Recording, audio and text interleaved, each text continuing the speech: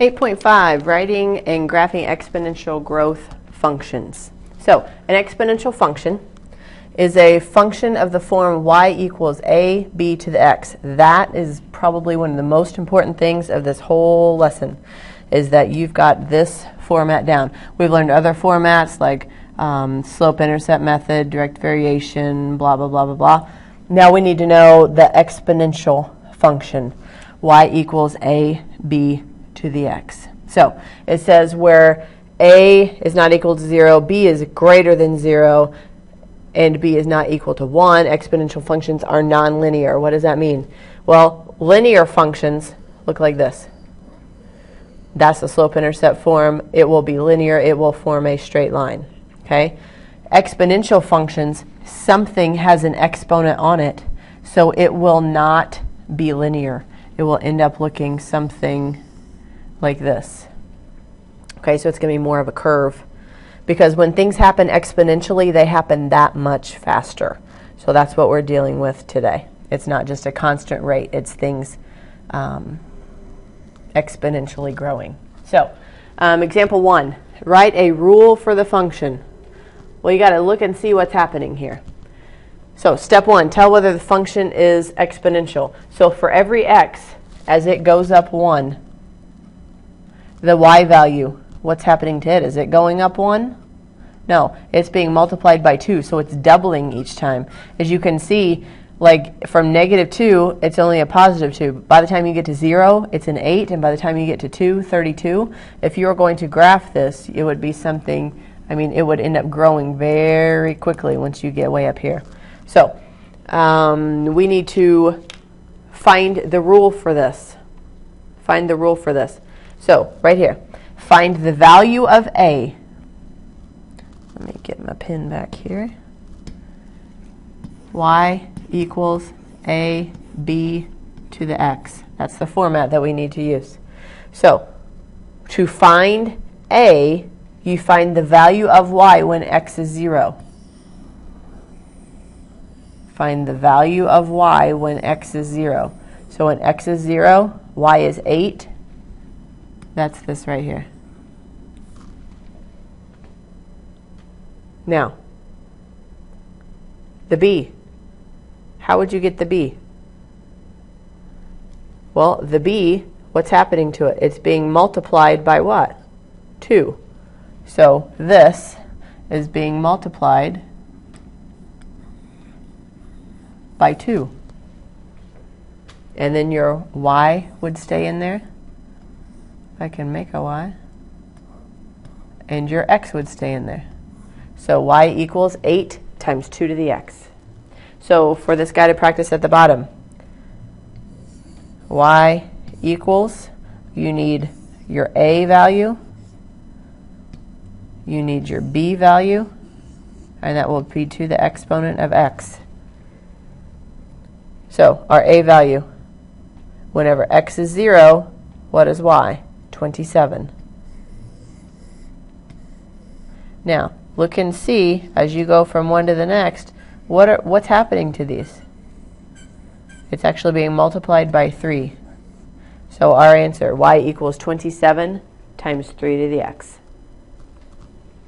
That's the rule for the exponential function.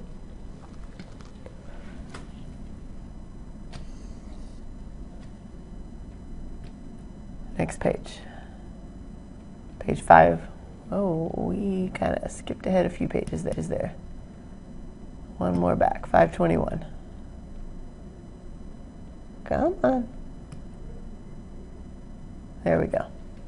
So, graph the function y equals 2 to the x. Identify its domain and range. So, you first make a table by choosing a few x values. So just like we did whenever we were graphing lines.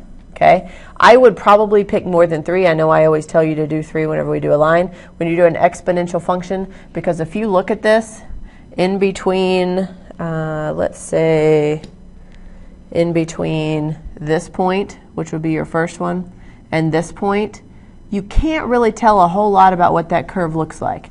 So that's just on the getting started part. So what you really need, you need these down here. Okay, so I would pick probably minimum of 5, just like they did here. Make sure that they are sequential.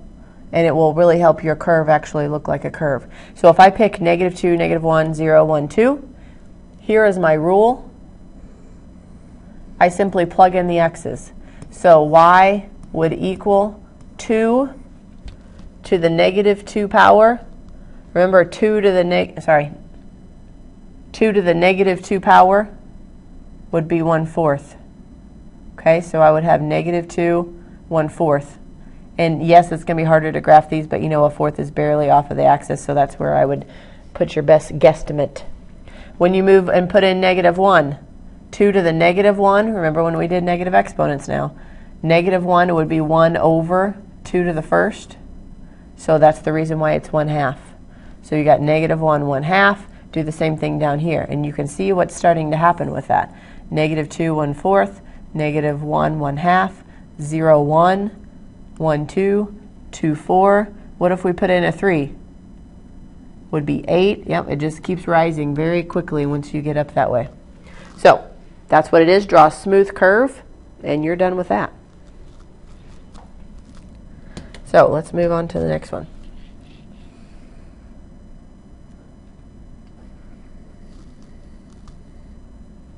Graph the functions y equals 3 times 2 to the x and y equals -3 times 2 to the x. Now, it says compare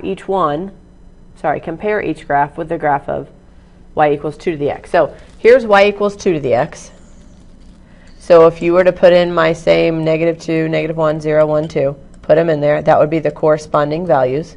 Okay, so that's this blue line right here. That's just almost like the parent equation, if you remember that whenever we were doing linear equations. Now, 3 times 2 to the x. 3 times 2 to the x. 3 times 2 to the x. And the green one, 3 times a -3. Sorry, y equals -3 times 2 to the x. Notice this one's go down. So what's the difference here? What's the key factor? Well, the key factor is going to be what's different in them. So they all have a y. They all have the same 2 to the x.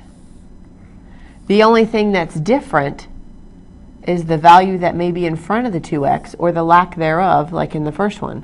So this one's just the parent one, whatever happens to it. Notice this one. What if I took all those values? Basically what I did was I took all these values and multiplied them by 3.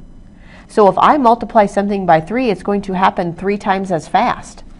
So if you look, by the time you get out here, you're only at a 1. But what happens whenever the one that's being multiplied by 3? Every value is being multiplied by 3. So this curve is going to go so much faster than this one. Now, what's the difference with this one? You've got y equals -3. So you're not only going to take it and it's going to happen 3 times as fast, but it's going to go in the negative direction. Okay? Because it's a negative number. That's like saying taking every one of these values and multiplying it by -3. That's where you get those. So anytime there's a negative number in front of that, your curve is going to go down instead of going up. Okay?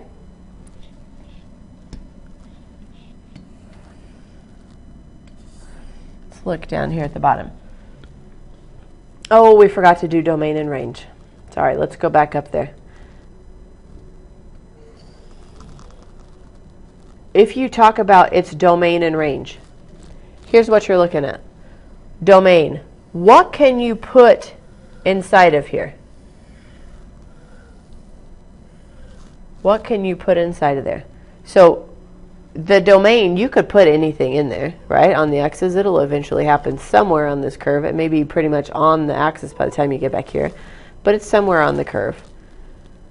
What's the range? All positive real numbers. Notice that this curve is never going to go below the line, and that makes a difference.